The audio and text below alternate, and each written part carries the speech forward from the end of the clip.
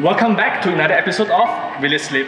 Imagine you're out having dinner and as you're trying to eat, things are sliding all over the place. It's gonna be annoying. So we're testing today the things on the romantic candlelight dinner. What do we have here? We have a bottle opener, we have cutleries, and we have a candle. So Jasmine, we're gonna first wet the towels as you always do. Yes.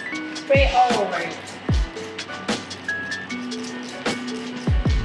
Let's go. Alright. So the first one, the bottle opener.